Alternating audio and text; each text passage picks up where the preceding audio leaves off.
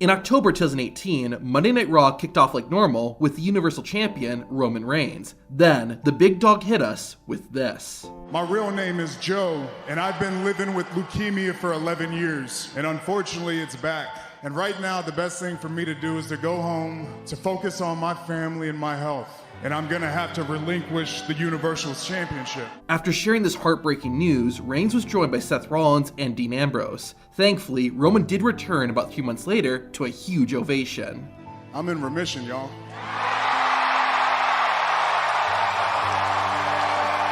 Hacksaw Jim Duggan always came to the ring happy and was a lovable goofball. However, in September 1998, the future WWE Hall of Famer came to the ring to make a very serious and sad announcement. Just very recently, I went to the doctor and I was diagnosed with cancer. And nothing else seems important to me right now. I just don't want to leave my little girls alone. I just want to tell you folks, when you go to bed tonight, hold your children a little closer because God, they're important. Thankfully, the surgery was successful, and after several months, Jim Duggan was able to return to the ring. Unfortunately, not all serious moments have a happy ending. There has only been one time that a WWE wrestler has died during a live broadcast. The victim was Owen Hart, who was playing a superhero character named the Blue Blazer. It was meant to be lowered from the arena ceiling into the ring. However, the harness holding Hart snapped, and he fell to his death. WWE was live on the air when this happened, and one of the commentators, Jim Ross, had the unfortunate task of telling the viewers what had happened.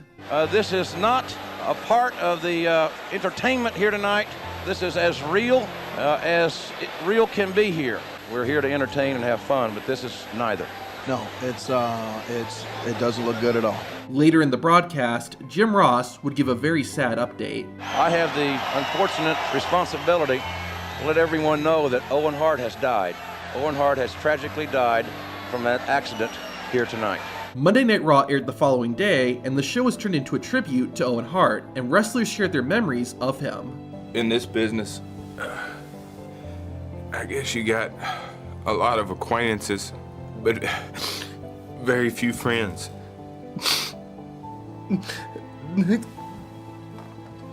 Mark Henry even wrote a poem for Owen Hart, and try listening to this without getting a little teary-eyed. The pain you feel as your eyes swell and tears fill up in the wells. The burn starts to choke you up, words come out slow and shaking. You close your eyes and wonder why that there's a burning when you cry. When Owen left, it felt like hands around my throat. I couldn't talk, I couldn't see. The burn overwhelmed me. My heart is heavy. This is why. You get the burn when you cry. It digs down deep. You cannot sleep. You toss and turn in your sheets, awaken with sobs and wet pillowcases.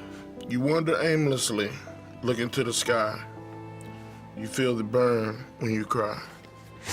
To end the night, Stone Cold Steve Austin came out to the ring, grabbed a beer, and gave one last toast to Owen Hart. Sadly, Owen's death wasn't the last time fans would find out on air that a WWE wrestler had died. The June 25th, 2007 episode of Raw will live on in infamy. Rather than opening with loud pyro and a crowd full of energetic fans, the show broadcasted from an empty arena with Vince McMahon standing alone in the ring. McMahon then shared some disturbing news. Tonight's storyline was to have been the alleged demise of my character, Mr. McMahon. However, in reality, WWE superstar Chris Benoit, his wife Nancy, and their son Daniel are dead.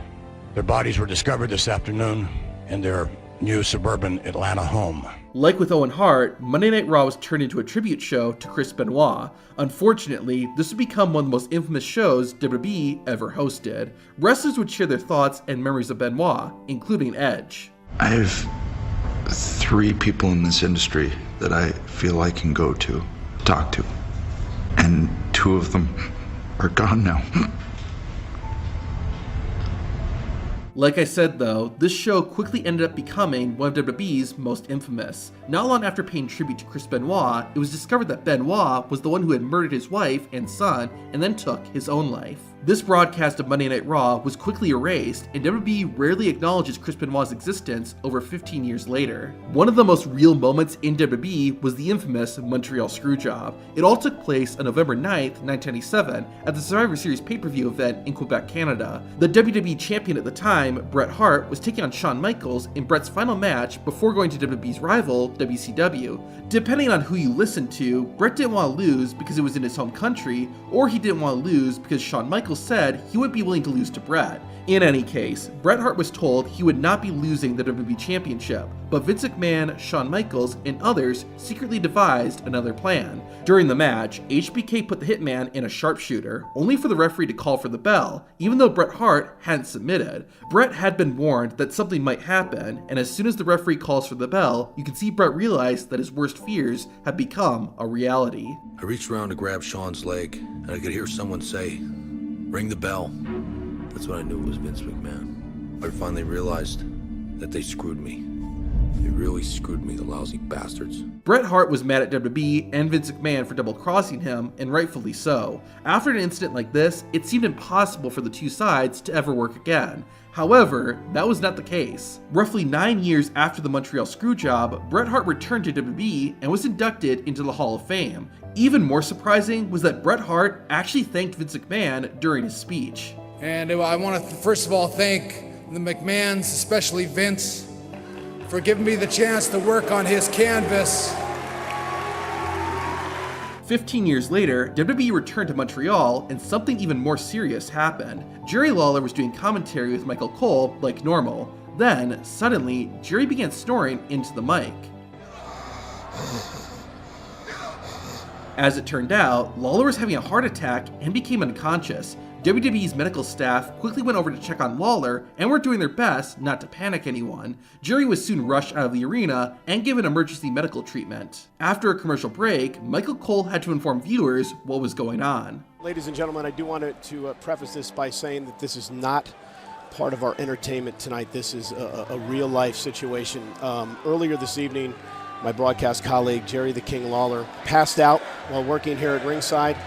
He collapsed on the ground. He was stretchered to the back where he received CPR. This is an extremely serious situation, and Jerry, my friend, my prayers are with you. By God's grace, Jerry Lawler was okay and is still active in wrestling today. One of the most heartbreaking moments in wrestling history was the passing of Eddie Guerrero. One day after his death, WWE held a special tribute show. Eddie Guerrero was my uncle, technically, but we were brothers. We were 3 years apart. He was the big brother I never had. I was the little brother he never had. We always grew up with the dream of becoming tag team champions. And, excuse me, we were able to let that dream come true.